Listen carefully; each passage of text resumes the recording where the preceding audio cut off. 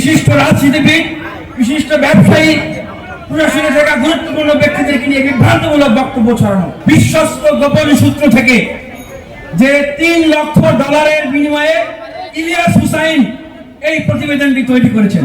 কুকুর করেছে, কামড় দিয়েছে পায়, তাই বলে কি কুকুরে কামড়ানো মানুষের শোভা পায়?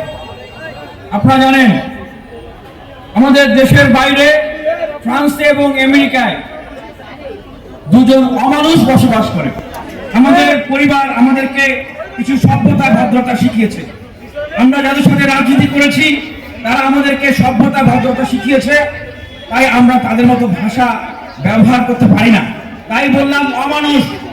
কিছুদিন যাবৎ তারা যে কার্যক্রমগুলো করছে এবং গতকালকে আমাদের সংগঠনের সেই নেত্রী যারা ফ্যাসিবাদের সময় তাদের পরিবারকে কষ্ট দিয়ে বলতে হয়, ছেলে মেয়ে সন্তানদেরকে নিয়ে সেই ঢাকা থেকে একজন এসছেন, আমাদের সাথে লড়াই সংগ্রাম করেছেন, ঢাকায় থেকে পুলিশের সাথে ফাইট করেছেন, আমাদের সাথে ছাত্রলীগ আওয়ামী লীগের সাথে ফাইট করেছেন। সেই সাহসী নারীদেরকে আমি বলবো যে তারা এই সময়ের বীরাঙ্গনা, সেই সাহসী নারীদেরকে তারা সেই ইলিয়াস পিনাকি তারা অপমান করে, অসম্মান করে।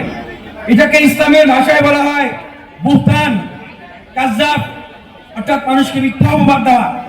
এই ধরনের মিথ্যা অপবাদ যদি কেউ দেয় তাহলে তার শাস্তি হচ্ছে তাকে 80টি দৌড়া মারা, যদি প্রমাণ করতে না পারে। তো আমি বলবো যে ইলিয়াস হুসাইনের যদি মা বোন থেকে থাকে, ইলিয়াস হুসাইনের যদি মা বোন থেকে থাকে, তারও যদি স্ত্রী থেকে থাকে, এই পিনাকিরও যদি মা বোন থেকে থাকে, তারও যদি স্ত্রী থেকে থাকে, তাদের উদ্দেশ্যে বলবো ওনারা যে কথাগুলো বলছেন আজকে আপনাদেরকে নিয়ে জড়িয়ে ধরনের মিথ্যা প্রপাগান্ডা যদি প্রচার করা হতো তাহলে আপনাদের কি অবস্থা হতো? আমরা দেখছি যে অনেকেই আবার রসালো ভাবে এগুলো নিয়ে ফেসবুকে পোস্ট করছেন ভিউয়ের আশায়, এবং অনেকেই রাজনৈতিক প্রতিহিংসার জায়গা থেকে এগুলোকে প্রচার করছেন। আমি বলবো যে মানুষ হন। অনেকেই বলে যে আপনারা হাজি হইতে চান, আরো অনেক কিছু হইতে চান, আপনারা আগে মানুষ হন, আগে মানুষের নৈতিকতা বোধ, বিবেক বোধ নিজেদের ভিতরে জাগ্রত করেন। আমি চিন্তা করতে পারি না যে কিভাবে মানুষের মস্তিষ্ক এত নষ্ট করতে যেতে পারে। এখন বলতে হয় যে এই যে দুইজন বাংলাদেশের বাইরে আছেন, ইলিয়াস হুসাইন আমেরিকায় আছেন, আমি প্রশ্ন করতে চাই ভাই আমেরিকায় তার কাজটা কি? উনি কি নিউ ইয়র্ক টাইমের সম্পাদক? আমেরিকায় উনি কি কাজ করেন? এই যে পিনাকি ভট্টাচার্য, ওনার প্যারিসের কাজ কি? উনি কি প্যারিসের মেয়র? ওনাদের তো এই সমস্ত দেশে কাজ নাই। ওনাদের কাজ হলো এরকম টাকা খেয়ে খেয়ে অনেকের বিরুদ্ধে এরকম প্রপাগান্ডা চালানো।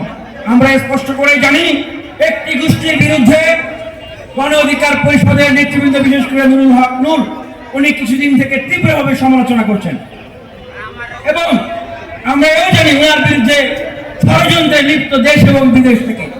আমরা যেটুকু তথ্য পেয়েছি বিশ্বস্ত গোপন সূত্র থেকে যে $3 লক্ষ বিনিময়ে ইলিয়াস হুসাইন এই প্রতিবেদনটি তৈরি করেছেন, এবং যাদের কাছ থেকে তিনি এই $3 লক্ষ খেয়েছেন তাদেরকে বলেছেন যে এক্সক্লুসিভ ভিডিও আছে, যেটা ফাঁস করলে সামনে মন্ত্রী পরিষদের রদ বদলের কাজ হচ্ছে। স্বাভাবিকভাবে নুরুল হক নূরের বাংলাদেশের যে অবদান, গণ অধিকার পরিষদের যে অবস্থান, তার এখানে আরো ভালো অবস্থানে যাওয়ার কথা, এবং গণ অধিকার পরিষদের আরো ভালো অবস্থানে তৈরি হওয়ার কথা। এইটাকে নষ্ট করতে হবে, এইটাকে আটকাতে হবে। তো তাদের একটা আশা ছিল যে একটা এক্সক্লুসিভ ভিডিও বের হবে, কিন্তু এখন দুঃখের বিষয় যে যে ভিডিও 47 মিনিটের পাবলিশ করা হয়েছে সেইখানে কোনো এক্সক্লুসিভ ভিডিও নাই।